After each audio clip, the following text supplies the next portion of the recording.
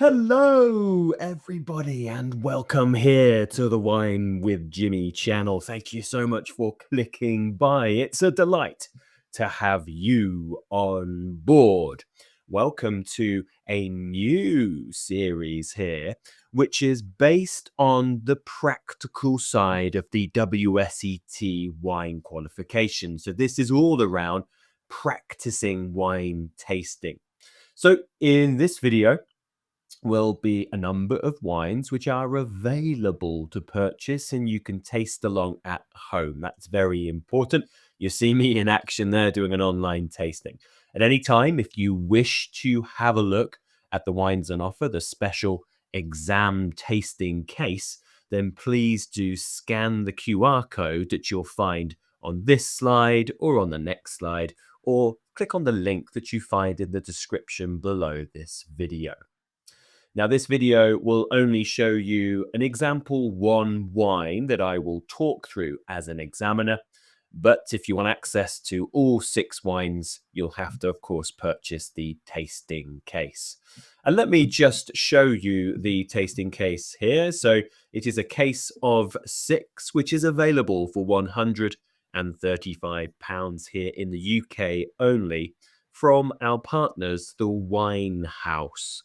So once again, if you would like to click on that to organize your wine delivery, your safe, fast wine delivery, please do scan the QR code or click the link on the bottom of the description. Within the tasting case, you'll get the 6 wines. One of them, which is the Saint-Emilion, is a half bottle. The rest are full bottles. And you'll get hard copy notes. So you'll get them emailed to you so you can do it the old-fashioned way of tasting and then matching against the tasting notes. Or you can watch these videos and you can listen to me as an examiner talk about the wine. So hopefully you understand the wine tasting process even more. So they're the Wine with Jimmy taste along videos. This is ideal for an individual if you are wanting to plan at home and practice, or maybe you have a tasting group who are studying together and you purchase this case, become very affordable that way, and you can all taste together. It's really just an excuse to have a drink as well, which in moderation, of course, is what we welcome. So let's have a look at the first wine. So you'll see in this tasting case, you've got a Muscadet on the left-hand side. A Sauvignon Blanc is next, a Chardonnay coming from California, a Beaujolais Village, a Saint-Emilion Grand Cru, and then an aged Portuguese red from Alentejo. So let's look at our first wine. So the first one is the Château de Corne de Sequières, which is the Muscadet Sèvres et Maine sur Lie, made from Melon Blanc, and it's the 2023 vintage, I believe. It is the 23. It says 22 there, but it is the 23 vintage at 12% ABV. Now, this wine was quite typical for a wine of this style with youthfulness. So it's a pale lemon in its appearance. And that, of course, is immediately denoting to us that this wine is likely to be more on the youthful side. And when you actually come to smell this wine, it's not a wine that has huge intensity. So you bring your nose to the glass, and this one is actually like light to medium minus. Now, you'll see that at the bottom of your slide. As an examiner, I can put a range on a maximum of 2 of my lines of my tasting note, my whole tasting note. So I've used one of those options here to say light or medium minus. As a student, you must be only selecting 1 per line, so light or medium minus to get them 1 mark just here. Then we have the development at the bottom there. You see I've put this as youthful, but of course this is an early stage to decipher development because it's all about how much tertiary compounds you can actually smell. But it smells young at this time, and I put simple here as well. But we'll come back to that because the aromas that we select are certainly going to help us decipher those 2 things. So the marks here at the top for appearance are 2 So they're the two that have been highlighted. And the nose is 7 marks, of which we have already actually allocated 3. So that leaves 4 remaining for aromas. And there's not much to go on. This is actually quite a simple wine. Nothing wrong with simple wines, they're just more delicate.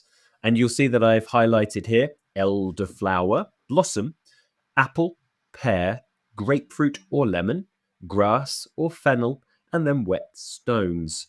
You will need to get 4 of those in order to get the marks. Please remember, there is no negative marking, so you can put more than 4.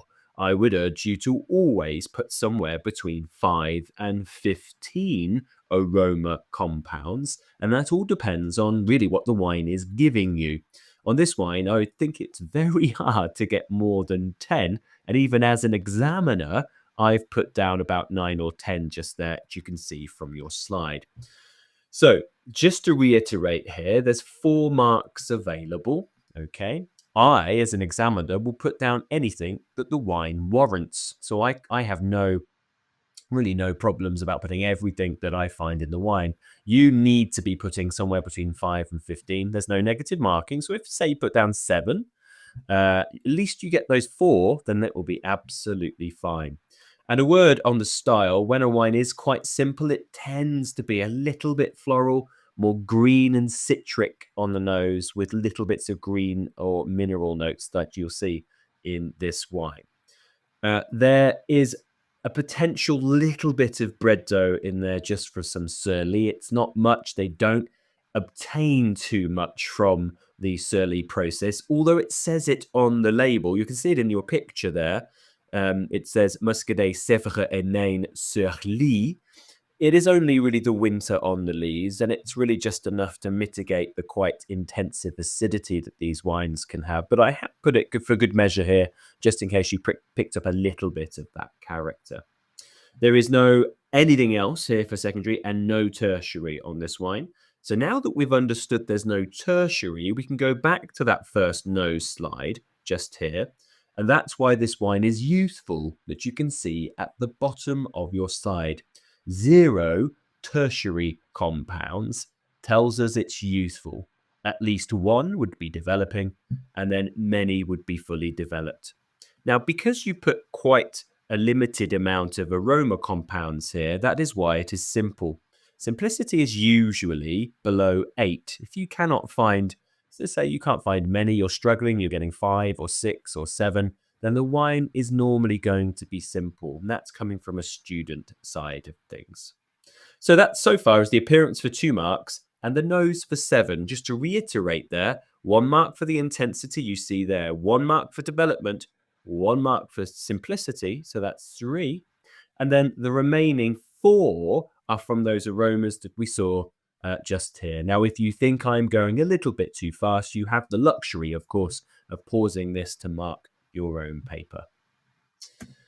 Okay, so we then go on to the tasting. Now, very common that simple, fresh white wines have what I call the Holy Trinity, the famous 3 initially. That's dry, high, and medium. It's very classic. It's quite typical. It's not 100%, but it's certainly a high percentage.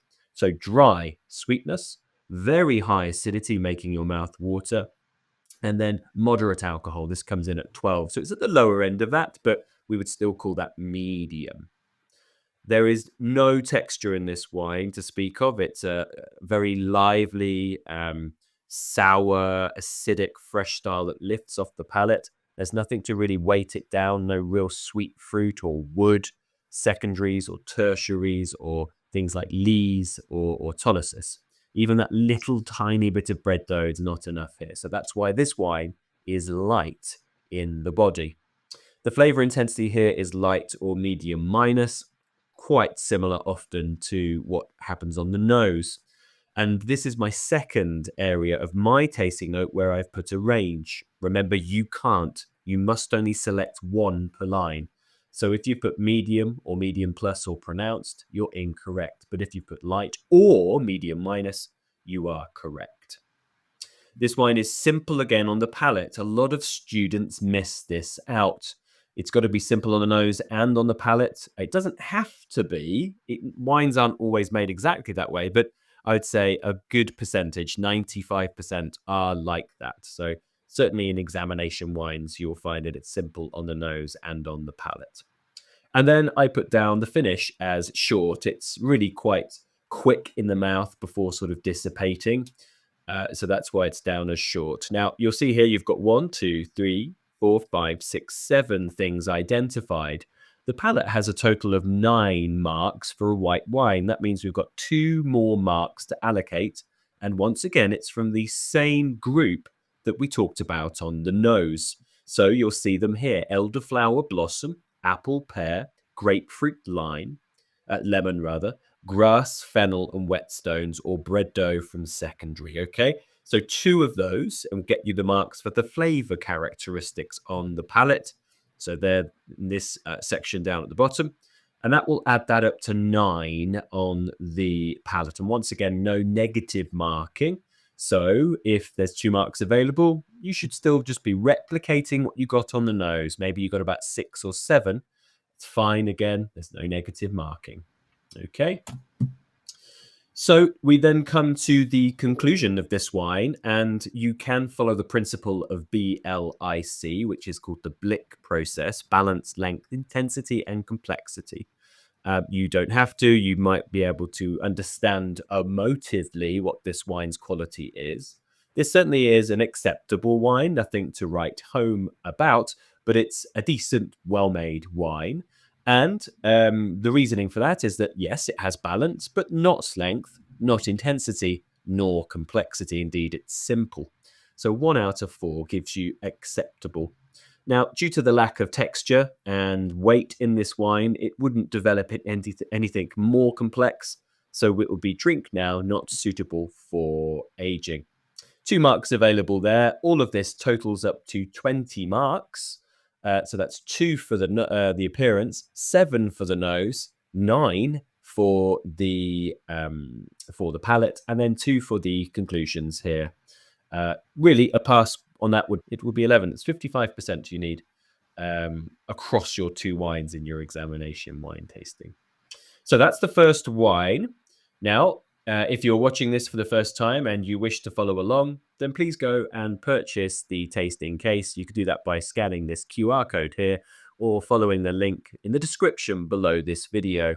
And then you can, of course, taste these wines and then match them along to either this video or the hard copy notes.